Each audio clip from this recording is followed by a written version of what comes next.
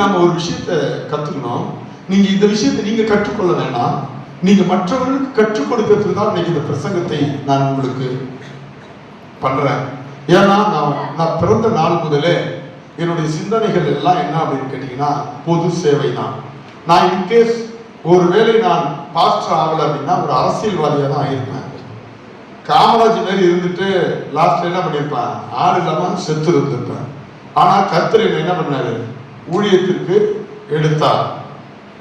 என்னுடைய முழு நோக்கம் என்ன அப்படின்னா, நான் ஒரு வசதியான குடும்பத்துல பிறந்தாலும் அவர்களை ஏழைகளை உள்ள அனுமதிக்காத ஒரு சூழ்நிலையில எங்க அப்பா அம்மா எங்க அண்ணன்கள் இருந்தாலும் ஏழைகளோட அதிகமா பழகுவேன். அனாதைகளோடு பழகுகிற ஒரு குணம் உண்டு.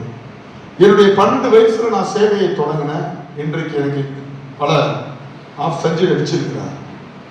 ஆனாலும் என்னுடைய எண்ணங்கள்லாம் என்ன ஆச்சு, என்னுடைய எண்ணங்கள் எல்லாமே பொது சேவைகள் தான்.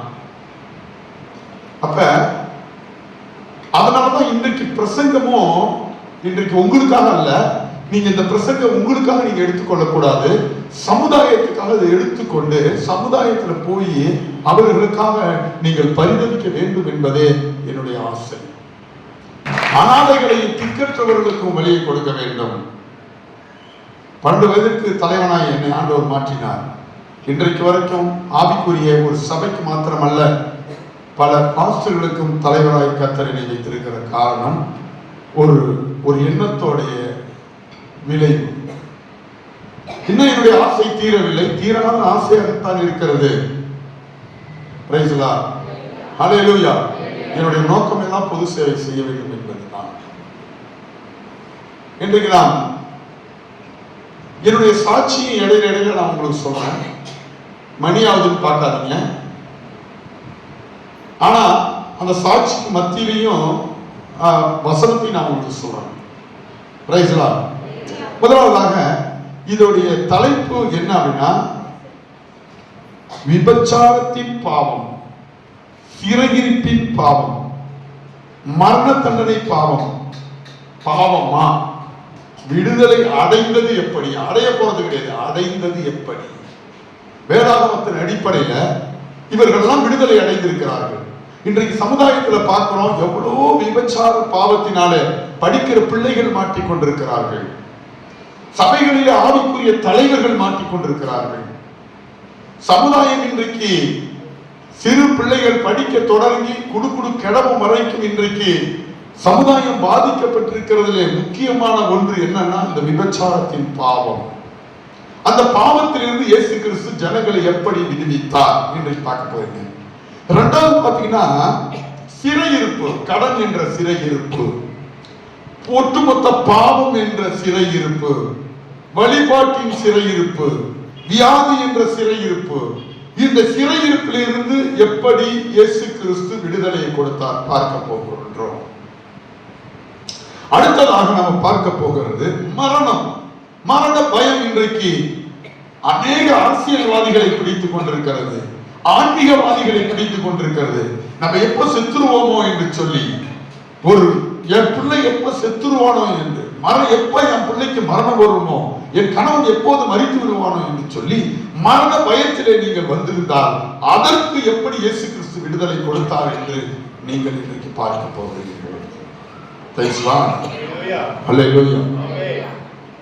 முதலாவதாக வசனத்தை பார்ப்போம். லூக்கா 7ஆம் அதிகாரம் 36 50 வரைக்கும் ஒருவர் வாசிப்போம்.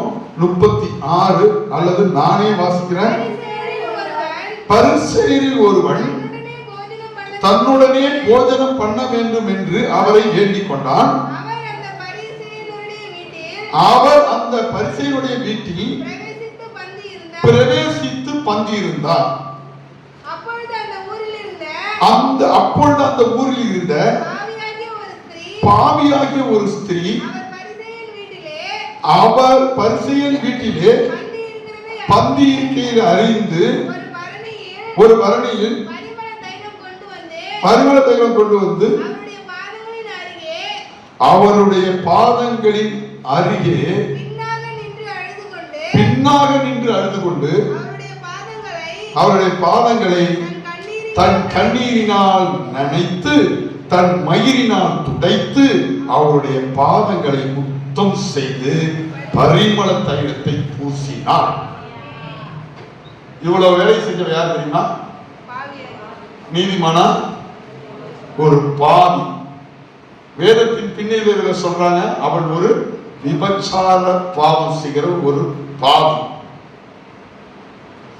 இந்த பாவி இயேசு கிறிஸ்துவை பார்த்து விட்டு போன போது அவள் முற்றிலும் விடுதலை அடைந்துவிட்டார்.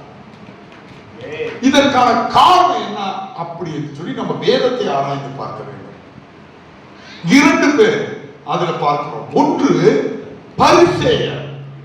பரிசேயர் என்று சொன்னால் எங்களை போல நல்ல வேதத்தை படித்து வேதத்தை நன்றாக அறிந்து அவைகளை கடைபிடிக்கக்கூடியவர்கள் தான் இந்த பரிசேயர்.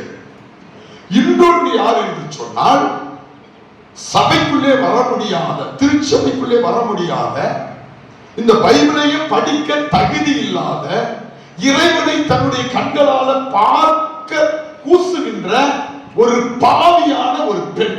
2 பேருங்க இதுல. ஒருத்தவன் அழைச்சிருக்கான் இயேசுவை, ஒருத்தவங்களை அழைக்காம வந்து நிக்கிறாங்க. நல்லா கேட்டு, அழைச்சது யாரு? இயேசுவை அழைத்தது யாரு? இயேசுவுக்கு உணவு கொடுத்தது யாரு? இயேசுவை தன் வீட்டில் ஏற்றுக்கொண்டது யாரு? இயேசுவை பந்தியில் அமர வைத்து அழகு பார்த்தது யார் என்று சொன்னால் எங்களை போல பரிச்சையன் என்று சொல்லக்கூடிய ஒரு ஆவிக்குரிய தலைவன். இயேசுமா அவன் கூப்பிட்டோன்னே அங்க வந்துட்டாரு. ரைட்டு. இவன் மேஜெல்லாம் போட்டிருக்கான். விதவிதமான சாப்பாடு, மீன், கருவாடு இருந்திருக்கலாம், அல்லது கறி இருந்திருக்கலாம், என்னன்னு தெரியல. விதவிதமான சாப்பாடு மேஜையில இருக்குது. அவனோட கூட இந்த அழைச்ச இந்த பாஸ்டர் பரிச்சையும் உட்கார்ந்து சாப்பிடுறாரு. இயேசு எதுக்க உட்காந்துருக்காரு, எதுக்க உட்காந்து சாப்பிடுறாரு. இயேசுவை அழைத்து உட்கார சாப்பிடுறாரு. அழைக்காம ஒருத்தவங்க உள்ள வர்றாங்க. அந்த பெண் தான் பாவியான பெண் என்று சொல்லப்படுகிறது.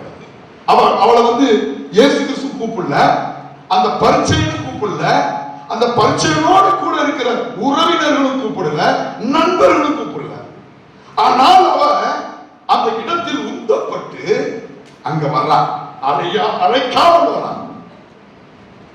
அவ இயேசு கிறிஸ்துக்கு முன்னாடி நிக்காம இயேசு கிறிஸ்துக்கு பின்னாடி நிற்கிறான். ஆனா கையில அவ என்ன கொண்டு வந்திருக்கிறான்? அவ சாப்பாடு கொண்டு வரல, பணம் கொண்டு வரல, பரிமள தைலத்தை எடுத்து வந்திருக்கிறான். அல்லேலூயா.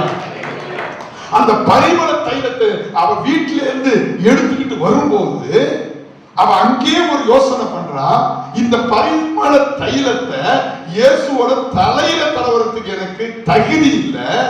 அவ செருப்பு போடுவாரு பத்தியா, அந்த செருப்புலையாவது ஊத்திட்டு வரணும்னு சொல்லி விடாப்புடியா உட்கார்ந்து அழுது கொண்டு நிற்கிறான். ஒருத்தவன் இயேசுவை பார்த்து அதிகாரமா நிற்கிறான், ஒரு பாதி அழுது கொண்டு நிற்கிறான். என் அன்பு சகோதரனே, சகோதரனே, இந்த கண்ணீரோடு அவன் நின்று இருக்கிறான். எல்லாரும் அந்த பொண்ணை பார்க்கிறாங்க. எல்லாருக்கும் தெரியும் இயேசுவை தவிர பாக்கி எல்லாருக்கும் தெரியும். ஏன்? இயேசு வெளியூர்காரு, மித்த நிக்கிறவங்க எல்லாம் உள்ளூர்காரு. இவ யாரு, இவ எப்படி, என்ன தொழில் செய்கிறா, எல்லாமே தெரியும். அப்ப அந்த பாவியான அந்த பெண்ணு அப்படியே உள்ள வர்றாங்க. உள்ள கண்ணீரினாலே, தன்னுடைய கண்ணீரினாலே இயேசுவோட பாதத்தை கழுவு. அவர் கையில தண்ணி வேணா கொண்டு வந்திருக்கலாம், பாதத்தை கழுவ கொண்டு வரல. நான் செய்த பாவத்திற்கு பரிகாரமாய் அவர் அந்த பாதத்திலே தன்னுடைய கண்ணீரை எல்லாம் ஊற்றிவிடுகிறார். அவருடைய பாதம், இயேசு கிறிஸ்துடைய பாதம் அவருடைய கண்ணீரினால விடுகிறது. அந்த பாதத்தை அவர் அப்படியே முத்தம் செய்கிறார். என்ன செய்கிறார்? முத்தம் செய்கிறார். அவர் படிங்க. அவரை அழைத்த பரிசேயன் அதை கண்டபோது, இவர் தீர்க்கதரிசியாய் இருந்தால் நம்மை தொடுகிற ஸ்திரீ இன்னாள் என்றும் இப்படிப்பட்டவள் என்றும் அறிந்திருப்பார். இவள் பாவியாய் இருக்கிறாளே என்று தனக்குள்ளே சொல்லிக் கொண்டான். இயேசு அவனை நோக்கி, பாத்தீங்களா என்ன சொல்றாரு? நீ தீர்க்க. ஆனா அவ என்ன பண்றா? அவருடைய பாதத்தின் அருகே பின்னாக நின்று அழுது கொண்டு என்ன பண்ணா? முதல்ல அழுதா, இரண்டாவது அவர் பாதங்களை கண்ணீரினால் நனைத்தார், தன் தலைப்பயிரினால் துடைத்தால், அவர் பாதங்களை முத்த செய்தார், பரிமள தைலத்தை பூசினாள். எங்க பூசினா?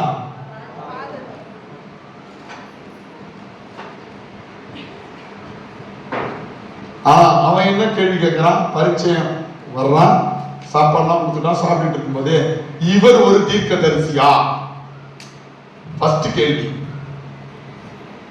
இவன் அவரை கடவுளா அழைத்து மனிதனாய் மாற்றி விட்டான். இல்ல சொல்லுங்க, கடவுளா கூப்பிட்டு மனிதனா மாற்றி விட்டான். ஆனா அந்த அம்மா மனிதனா நினைச்சிட்டு வந்து கடவுளா மாத்திட்டான். புரியுது அவங்களுக்கு? இவன் கடவுளா அழைச்சிட்டு வந்து மனுஷனா மாத்திட்டான் தீர்க்கதரிசின்னு கேட்டு. ஆனா அந்த அம்மா மனிதனா பார்க்கல, என்னவா பார்த்தாங்க? மனிதனா இருந்த இயேசுவை கடவுளா பார்த்தது.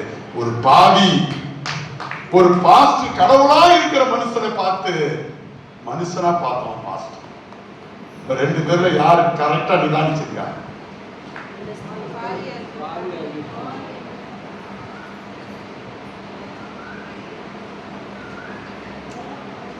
நீங்க கேட்கலாம், அதுல போட்டிருக்கு என் வல்லமை உன்னை இரட்சித்தது என்று சொல்லவில்லை இயேசு. என்னுடைய அதிகாரம் உன்னை இரட்சித்தது என்று இயேசு அங்கு சொல்லவில்லை. அங்கு இயேசு தன்னை அந்த பாவியிடம் தாழ்த்தி சொல்றாரு. உன் விசுவாசம் தான் உன்னை இரட்சித்தது என்று சொல்லுகிறார். உன் ஜெபம் தான் உனக்கு விடுதலையை கொடுத்தது என்று சொல்லுகிறார். இயேசு அந்த பாவியான பெண்ணிடம் தன்னை தாழ்த்துகிறாருங்க. அதாங்க கிறிஸ்து. உன்னை என்னை அழைத்த இயேசு ஒரு தாழ்மை உள்ளவருங்க. உடனே சொல்றாரு பாருங்க, அங்க அந்த எழுத்தை பாருங்க. அவரு உடனே என்ன சொல்றாரு? இல்ல அங்க பாருங்க 50 கண்ணுல கண்ணீர் வரதுனால தெரியல. பாத்தீங்கன்னா அவர் அந்த ஸ்திரியை நோக்கி உன் விசுவாசம், பாத்தீங்களா, சமாதானத்தோடு போ. இன்றைக்கு சமாதானம் இல்லாம வந்திருக்கீங்களா? அந்த பாவியான ஸ்திரீ பண்ணதை பாத்தீங்களா? அவ இயேசு கிட்ட எந்த விதமான நிபந்தனையும் இல்லாம அன்பு செலுத்தினாங்க.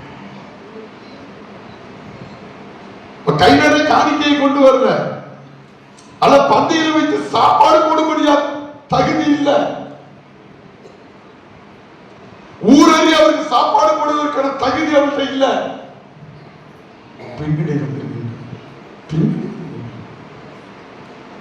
அவருடைய அன்பு அவருடைய பாவத்திலிருந்து விடுதலை கொடுத்தது. இன்றைக்கு உள்ள அன்பு இருக்கா?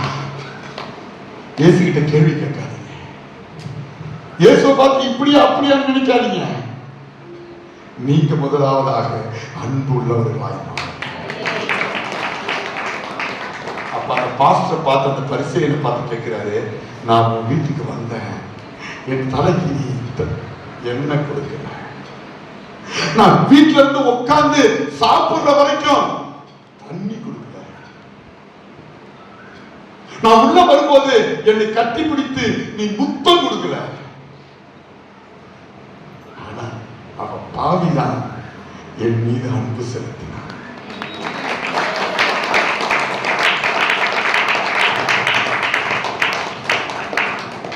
இப்ப தெரியுதா? இயேசுவிடம் நீங்க அன்பு செலுத்தினீங்கன்னா உங்களுடைய விபச்சார பாவமாக இருக்கலாம், கொடூர குடி பழக்கமாக இருக்கலாம், கொடூர சிகரெட் பழக்கமாக இருக்கலாம், கொடூர பெண் பழக்கமாக இருக்கலாம், கொடூரமான கஞ்சா அடிக்கிறவனாக இருக்கலாம். நீ யாரு நாங்க கேட்கல. இயேசு சொல்லுங்க, நீ யாரு நாங்க கேட்டா நீ செலுத்தின 50வது கணக்கில் எடுத்துக்கிட்டாரு தவிர உன்ன ஒரு கணக்கில் எடுத்துக்கல. மனுஷன் உன்ன கணக்கில் எடுத்துப்பான், ஆனா என் இயேசப்பா நீ செலுத்தின அன்பை கணக்கில் எடுத்துப்பாரு. இப்ப நீ இன்னைக்கு அன்பு செலுத்த தயாரா? உடைய அத்தனை பாவங்களையும் ஆண்டவர் நீக்க தயாராக இருக்கிறார் என்று இந்த சமுதாயத்தில் போய் சொல்லத்தான் உங்களை அழைத்திருக்கிறார். அன்மையான சகோதரர்களே, சகோதரிகளே, நீங்க மட்டும் இல்லாதிருந்தா என் துக்கத்தில் நான் அறிந்திருப்பேன். உங்கள் அன்பு மட்டும் இல்லாதிருந்தா சஞ்சலத்தில் அறிந்திருப்பேன். உங்கள் மக்கள் மட்டும் இல்லாதிருந்தா மன சஞ்சலத்தில் மறித்திருப்பேன். இசையாவும் அன்பு போதுமே, இசையும் கிருபை போதுமே, இசையாவும் அன்பு போதுமே, இசையும் கிருபை போதுமே. இது மட்டும் இல்லாதிருந்தால் துன்பத்தில் நான் அறிந்திருப்பேன்.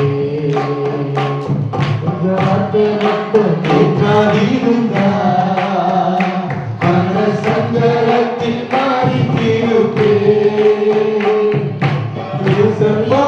அன்பு போதுமே,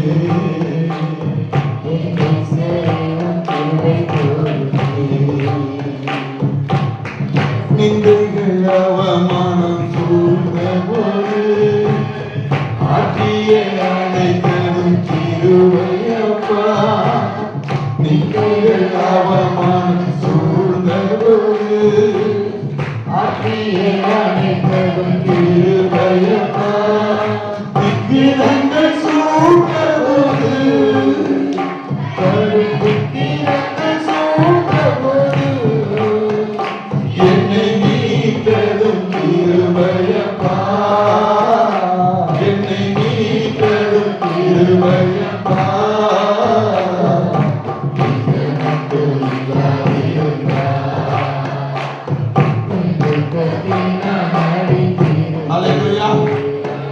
பாருங்க, நான் சின்ன பிள்ளையில எனக்கு எங்க அப்பா அம்மா அந்த ஆயில் இன்ஜெக்ஷன் போட்டதுனால எந்த விதமான அறிவும் என்கிட்ட இல்லை, அழகும் என்கிட்ட இல்லை, ரெண்டுமே இல்லை. ஸ்கூல்ல எனக்கு பேரே வந்து சைபர் தான். எல்லா 6 சப்ஜெக்டையும் 8 கூட்டினீங்கன்னா சைபர் தான் எடுப்பார். எதுலையாவது 1 எடுத்தா கூட 1 போடுவாங்க. நான் என்னன்னா அந்த கொஸ்டின் பேப்பர் கொடுப்பாங்க, அதை எல்லாத்தையும் பார்த்து எழுதிருப்பேன். 8ஆம் வகுப்பு வரைக்கும் தான் இருந்தேன். 9ஆம் வகுப்பு தலையில படிக்க ஆரம்பிச்சா ஆளோ காரணம். அப்ப நான் 9ஆம் வகுப்பு படிக்கும்போது வாத்தியார் மார்க் எடுத்ததை பார்த்து பழனிகள்னு ஒரு வாத்தியார் அவர் கூப்பிட்டு கேட்டார், ஏண்டா வாத்தியார் போன யாரை பார்த்துறா நீ எழுதுன? இதை பாருங்க சார், அப்படியே காப்பி அடிச்சுக்கலாம் பாரு. ஆனா நான் படிச்சு எழுதுனேன். நம்பவே இல்லை, ஒரு வாத்தியார் நம்புறேன். ஏன் 8ஆவது வரைக்கும் நான் சைபர் தான். காரணம் எங்க ஊருக்கு பக்கத்துல இருக்கான், அந்த சாமிநாதன் ஒருத்தன் வருவான். அவன் நானும் சைபர் சாமிநாதன் பேரு. நாங்க 2 பேரும் சைபர் தான். அப்படிதான் எங்க வாழ்க்கையை தொடங்கணும். உடம்பெல்லாம் வியாதி, மூளையெல்லாம் களிமண். ஆனாலும் கர்த்தர் தன்னுடைய வல்லமையினால அவமானங்களை எல்லாம் மாற்றினார். இப்படிதான் நீங்க வந்திருக்கிறவங்க இயேசு கிறிஸ்து நீங்க யாருன்னு பார்க்க மாட்டாரு, நீங்க அவர்கிட்ட எப்படி அன்பு செலுத்துறீங்கன்னு பார்ப்பாரு. நீங்க இந்த ஜனங்களுக்கு திரளான விபச்சாரிகள் இருக்கிறாங்க, குடிகாரர்கள் இருக்கிறாங்க, கஞ்சா பிடிக்கிறவங்க இருக்கிறாங்க. அவங்கள்ட்ட போய் சொல்லணும், நாசரேத்தாகிய இயேசு கிறிஸ்து நீ உன் மேல அன்பு வச்சிருக்காருப்பா, நீ அவர் மேல அன்பு வச்சீன்னா உன்னை பத்தியா இந்த இடத்துல விடுதலை கொடுத்தாரு. அவங்க அம்மாவுக்கு சமாதானம் இல்லாம இருந்துச்சு, அந்த அம்மாவுக்கு சந்தோஷம் இல்லாம இருந்துச்சு. நாசரேத்தாகிய இயேசு கிறிஸ்து அந்த இடத்துல அந்த அம்மாவுக்கு சமாதானத்தை கொடுத்தாரு. நீ அவர் மேல அன்பு செலுத்துப்பா அப்படின்னு நீங்க இந்த சமுதாயத்துக்கு சொல்லி கொடுத்தீங்கன்னா அவங்க அந்த நாசரேத்தாகிய இயேசு கிறிஸ்து மேல அன்பு வைத்து அவர் கொடுக்கிற விடுதலையை பெற்றுக்கொள்வார்கள். அந்த அம்மா என்ன செஞ்சிச்சு? ஏதோ வீட்டுல தைலத்தை எடுத்து வந்துச்சு, அவ்வளவுதான். இவன் சாப்பாடு கொடுத்து காணிக்க கொடுத்து கூட்டத்தை கூட்டி என்னென்னமோ பண்ணான். ஆனா அழைச்சது அவன் விடுதலை பெற்றது. இந்த அம்மா அழைச்சது கடவுளா அழைச்சான், மனுஷனா பார்த்து வெளில அனுப்புனான். ஆனா இந்த அம்மா மனுஷனா நினைச்சுட்டு வந்துச்சு, கடவுளாக்கிடுச்சு. இந்த அம்மா விடுதலை பெற்றுச்சு. அந்த அம்மா அந்த பரீட்சையை விடுதலை பெறாமல் இருக்கிறான். அதுக்கு காரணம் என்ன? காரணம் என்ன? இயேசு கிறிஸ்து அந்த மகள் பாவியாக இருந்தாலும் எத்தனை பேர் பார்ப்பாங்கன்னு அவன் நினைச்சு பார்க்கல. ஐயோ யாராவது என்னதான் சொல்லுவாங்க நினைச்சு பார்க்கல. இந்த பரிச்சயம் ஒருவேளை அந்த அம்மா கழுத்தை பிடிச்சு கூட தள்ளி இருக்கலாம், அதை பத்தி யோசிக்கல. அல்லது அங்க இருக்கிறவங்க இயேசுவை தொடர்ந்து உனக்கு எந்த அருகிலும் யோக்கியதை இல்லைன்னு சொல்லி இருக்கலாம். அது எதையுமே அவன் நினைக்கல. அவன் இயேசு கிறிஸ்துவின் அன்பு செலுத்தினான். நீங்கள் இயேசுவின் மேல் அன்பு செலுத்தினார். நீங்கள் செய்கிற பாவம் அது எவ்வளவு கொடுமையான பாவமாக இருந்தாலும் அந்த பாவத்திலிருந்து ஆண்டவர் விடுதலை கொடுத்து சமாதானத்தோடு உங்களை அனுப்புவார். இன்றைக்கு சொல்லுகிறார் ஆண்டவர், அநேகருக்கு ஆண்டவர் சமாதானத்தை தரப்போகிறார். சிலவங்க வருமானத்துக்காக பாவம் செய்வார்கள். உன் வருமானத்தை அதிகப்படுத்துவார், பாவம் செய்வார். அப்ப என்ன சொல்றாரு? அந்த பெண்ணை நோக்கி, உன் விசுவாசம் உன்னை ரட்சித்தது, சமாதானத்தோடு போ. இன்னைக்கு உங்களை பார்த்து சொல்றாரு, நீங்க நாசரேத்தான இயேசு கிறிஸ்து மேல ஏதோ வந்து ஆராதிக்கிறது. சிலருக்கு காணிக்கை கொடுப்பாங்க. எப்படி? நான் கர்த்தருக்கு காணிக்கை கொடுக்கணும் அப்படி கிடையாது. சிலர் நான் ஜெபிக்கிறேன்னு ஜெபிப்பாங்க. சிலர் வந்து வினாடி உட்காந்துப்பாங்க, வெள்ளை சட்டை போட்டுப்பாங்க, நகையெல்லாம் கழட்டி போட்டுப்பாங்க. நான் தான் ஆராதிக்கிறேன், சத்தத்தை உயர்த்துவாங்க. அதை எதையுமே ஆண்டவர் எதிர்பார்க்கலங்க. உங்க உண்மையான அன்பை ஆண்டவர் எதிர்பார்க்கிறார். நீங்கள் உண்மையான அன்பை ஆண்டவர்கள் செலுத்துவீர்களானால் ஆண்டவர் இன்றைக்கு உங்களுக்கு விடுதலை கொடுப்பார். யாரையும் பார்க்காதீங்க. பக்கத்துல இருக்கிறவங்க சிலவங்க பார்த்துக்கிட்டு சிலவங்க ஆராதிக்காம இருக்கீங்க. யார் என்ன சொல்லுவாங்களோன்னு சொல்லி நினைச்சுக்கிட்டு ஆராதிக்காம அவர் மேல அன்பு செலுத்தாம இருக்கீங்க. அப்படி இருக்கக்கூடாது. சிலவங்க இந்த இடத்துல வந்து மெனக்கட்டு வந்து தூங்கிட்டு இருக்கீங்க. இல்ல, ஆண்டவர் உங்களை எதிர்பார்க்கிறது, நாசரேத்தா இயேசு கிறிஸ்து உங்களோட எதிர்பார்க்கிறது உங்களுடைய அன்பை. அது என்ன சொல்றாரு? நீ நான் வந்த போது என்னத்த தெரியல, தலைக்கு என்ன தெரியல, தொசையில என்ன பண்ண, பாதத்தை துடைக்கல, அது எல்லாம் வெளியே நம்ம அந்த அம்மா தான் விடுதலை அடைஞ்சிச்சு சொல்லிட்டு. இப்ப தெரிந்த வேதத்துல விபச்சாரத்துல இருந்து எப்படி விடுதலை அடைந்தாங்கன்னு. இன்னைக்கு உங்களுக்கு புற்றுநோயா கூட இருக்கலாம், அல்லது கான்சு போடுற பழக்கம் இருக்கலாம், அதை டயாலிசிஸ் பண்ற ஒரு நோயாளியா இருக்கலாம், இருதய வியாதி உள்ளவங்களா இருக்கலாம். உங்களுக்கு மரணமே வராது. நான் சொல்லுகிறேன், இயேசு கிறிஸ்து நாசரேத்தா இயேசு கிறிஸ்து நாமத்தினால சொல்லுகிறேன், நீங்க அவர்கிட்ட அன்பு செலுத்துங்க. இவங்க அவங்க பார்த்து மாத்தாதீங்க. அல்லேலூயா. நான் எங்க சர்ச்சுக்கு போனோடனே நான் ஆராதிப்பேன். எங்க சர்ச்சில் கிதியோன்னு ஒருத்தர் இருப்பாரு, அவர் தான் மூப்பர். அவர் என்ன சொல்லுவாருன்னா, இந்த பாரு வாத்தியார் போன ஏங்க பாப்பா வாத்தியார் போன சொல்லு கொஞ்சம். என்னப்பா என்ன துண்ணுது தலைவர் ஏசு ஏசு கத்துறாரு, அந்நிய பாஷை பேசுறாரு. ஏற்கனவே இந்த மாதிரி அந்நிய பாஷை பேசிக்கிட்டு துள்ளிக்கிட்டு ஆராதிச்சுட்டு சத்தம் போட்டு எங்கப்பா இருக்கிறான்? ஆமா, இந்த ஜேக்கப்பு வேலூர் ஜெயில இருக்கிறாரு. அதே நிலைமை வாத்தியார் போனாங்க துள்ளார். யாரு? எங்க சச்சின் மூப்பர். என் அன்பு சகோதரனே சகோதரிகளே, நன்றாக நீங்கள் புரிந்து கொள்ளுங்கள். ஆண்டவரிடம் அதிக அன்பு வைத்திருந்தால்தான் உங்களுக்கு விடுதலை கிடைக்கும். எத்தனை ஆமென் சொல்றீங்க? நான் பணம் கொடுக்கிறேன், பெருமை இருக்கக்கூடாது. நான் அழகா இருக்கிறேன், பெருமை இருக்கக்கூடாது. என்று நகை நிறைய இருக்கு, பெருமை இருக்கக்கூடாது. திருநெல்வேலி பக்கம் போனீங்கன்னா அங்க பெருமையே எதுலதான் இருக்குது? கழுத்துலதான் இருக்குது. சர்ச்சுக்கு வந்தா முக்காடு போட மாட்டாங்க, ஆனா வெளியில போனா முக்காடு போட்டு போவாங்க. ஏன்? நகையை திருடிட்டு போடுவாங்க. அல்லேலூயா. வெள்ளை சட்டை போட்டா பெருமை, நகையை கழட்டிட்டா நான் நகையை கழட்டிட்டேன் பாரு பெருமை. ஆனா ஆண்டவர் எதை விரும்புறாருன்னா, அந்த பாதியான ஸ்திரியை போல பின்னாடி இருந்து நீ கண்ணீர் விட்டு அழுது உண்மையா அவரை முத்தம் செய்து உண்மையா அவருக்கு பரிமள தரத்தை ஊத்தி ஓயாமல் முத்தம் செய்தால் அவர் விடுதலை பெற்றுக் கொண்டார். நீ அன்பு செலுத்துவாயா அந்த போல? அதனால நீ காணிக்க கொடுக்க கூடாதுன்னு நான் சொல்லல, காணிக்க கொடுக்கணும் தான், எல்லாம் செய்யணும் தான்.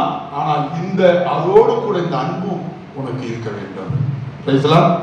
இரண்டாவது அப்போஸ்தலர் 5ஆம் அதிகாரம் 22 29 வரைக்கும் ஒருவர் வாசி. அவர்களை காணாமல் திரும்பி வந்து காவல்காரர் வெளியே கதவுக்கு முன் நிற்கவும் கண்டோம். இருந்தபோது உள்ளே ஒருவரையும் காணோம் என்று அறிவித்தார்கள். இந்த செய்தியை ஆசாரியனும் தேவாலயத்தை காக்கிற சேனை தலைவனும் பிரதான ஆசாரியர் கேட்டபோது இது என்னமாய் முடியுமோ என்று அவர்களை குறித்து கலக்கம் அடைந்தார்கள்.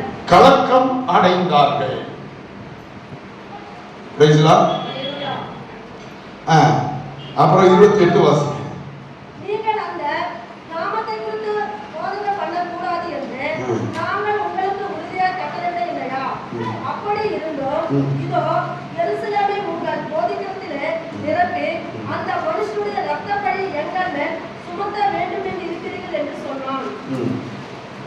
அதற்கு பேதுருவும் மற்ற அப்போஸ்தலரும் மனுஷருக்கு கீழ்ப்படிவதை பார்க்கிறோம், தேவனுக்கு கீழ்ப்படிகிறதே அவசியமாக இருக்கிறது. 40 வாசிங்க.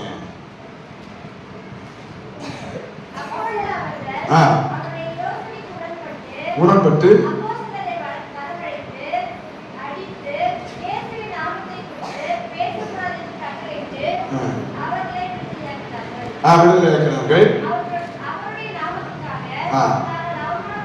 அவருடைய நாமத்திற்காக அவமானப்படவும்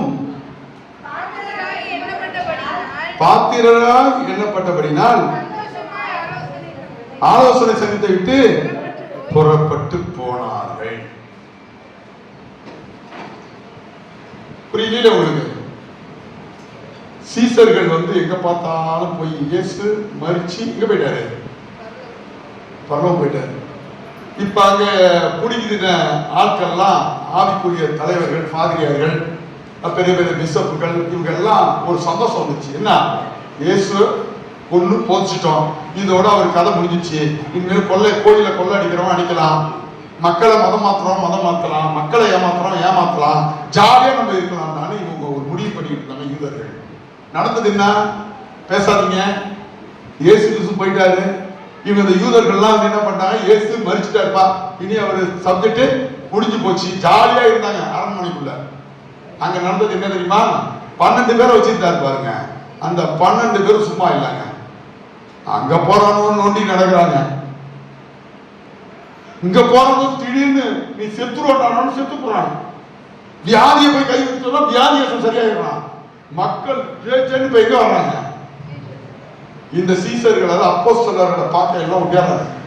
ஒரு பெரிய கல்யாண மண்டபம் மாதிரி. அந்த கல்யாண மண்டபத்தில் போய் இந்த அப்போஸ்தலர் சீசர்கள் உட்கார்ந்துருக்காங்க. நல்லா கேட்டுங்க, ஜனங்கள்லாம் இது மாதிரி வியாதியை சரியாக்குறாங்க. அவங்க சொன்னா மனுஷனையும் செத்து போயிடுறாங்களாம், மனுஷனை உயிரோட இருக்கிறாங்க, புற்றுநோய் சரியா போகுது, வாதம் தான் சரியா போகுது, பேய் பிசாசம் ஓடுதுப்பா அப்படின்னு கேட்டோன்னே இப்ப மக்கள் எங்க வராங்க? தேவாலயத்தில் அந்த மண்டபத்துக்கு வர்றாங்க, சாலமோன் மண்டபத்துக்கு. எல்லாம் கப்பன்னு கூட்டிட்டாங்க. கூடணும்னு இந்த கூட்டம் எதனால கூடுது அப்படின்னு நம்ம எல்லாம் கேட்கறாங்க. யாரு உள்ள இருந்த யூதர்கள், பெரிய பெரிய பாதிரியார்கள், பிஷப்புங்க. சார் நீங்க கேள்வி கேட்குறீங்க, இயேசு செத்து போயிட்டாருன்னு சொல்லிட்டீங்க, அவரை சிலுவை அழைத்து கொண்டு அவர் கதையை முடிச்சிட்டோம். அவரு ஒரு 12 பேரை விட்டுட்டு போனார்ல. ஆமா, அவனெல்லாம் அங்க கூடி பேய வெட்டுறானோ, நொண்டிய சுகமாக்குறானோ, மரிச்சவனை எழுப்புறானோ, உயிரோடு இருக்கிறவனை சாவடிக்கிறானோ. ஐயோ ஐயோ, எங்களுக்கு பயமா இருக்கு. வந்து பாருங்க, பார்த்தா அப்படி வெளியில பார்க்கறோம், ஜனம் கூட்டமா கிடக்குறாங்க. உடனே என்னாச்சு? இது இப்படியே விட்டா நம்ம பாடு காலி. அல்லேலூயா. அப்ப சிறைச்சாலை உள்ள இப்ப என்ன பண்றாங்க? வந்துட்டாங்க எல்லாம் கூடி. யாரு? இப்ப இந்த பிராமணர்கள் தான், அந்த யூதர்கள் தான். அந்த பிராமணர்கள் இருக்கிற பிராமணர்கள் யூதர்கள் ரொம்ப டெக்னிக்கலானவங்க. அப்படியே ஒண்ணு முடிச்சான். அந்த யூதர்கள் கூடி அப்படியே ஜனங்கள் எல்லாம் வெளில அனுப்பிட்டான். சத்தமா அதோ இங்க போங்க, அங்க போங்க, அங்க பிரியாணி போடுறாங்க, அங்க பண்டிகை போறாங்க, மாட்டுக்கறி போறாங்க, போட்டு அப்படி அனுப்பிட்டு இவங்க அப்படியே சத்தமான வளைக்கிறாங்க. யார? இந்த 12 பேர்ல எத்தனை பேர் இருந்தான்னு தெரியல. அப்படியே அழைச்சி 4 குத்து முதல்ல போறான். என்னடா ஏசு கோசு குடிச்சு ஈத்துட்டு போறானோ. எங்க அவனும் ஒரு சங்கம் வச்சிருக்கான், சங்கரமான மாதிரி ஒரு சங்கம் வச்சிருப்பான். வாங்கிட்டு வாங்க, கொண்டு போய் ஆளை என்ன பண்றானோ அந்த சங்கத்துக்கு இழுத்துட்டு போறானோ. இப்ப உள்ள யார் இருக்கா? எல்லாமே யூதர்கள் இருக்காங்க, அடுத்தது இந்த சீசர்கள் இருக்காங்க. அங்க போட்டு அவனோட கும்புறானோ, அடி என்ன பண்றானோ, கும்பிட்டு இந்த இயேசு பத்தி சொல்லுங்க, இந்த நாசரேத்த இயேசு பத்தி சொல்லக்கூடாது சொல்லிட்டு கொண்டு போய் எங்க போடுறானோ, ஜெயில கொண்டு போறானுங்க. இப்ப கொண்டு போய் கும்பிட்டு எங்க கொண்டு போய் போறானோ, ஜெயில கொண்டு போய் போறானோ. ஜெயில போட்டு அவன் வீட்டுக்கு போயிட்டான். இனி இன்னொரு பிரச்சனை இருக்காது அப்படின்னு. அப்பதான் பிரச்சனையும் வருது. என்ன வருது? பூட்டி இருக்குது, ஆளெல்லாம் வெளில கொண்டு விட்டாரு ஆண்டவர்.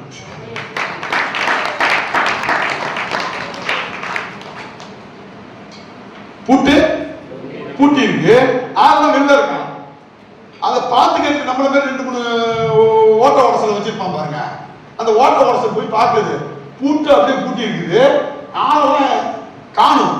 இவனுவா சிறை வச்சவனுவா இப்ப கலக்காடை அவங்க சிறையில போட்டு சந்தோஷமா இருக்கான்னு பார்த்தா, இங்க காவா வந்த மாரி அடி வைத்தியம் மேல் வைத்தியம் கலக்குது.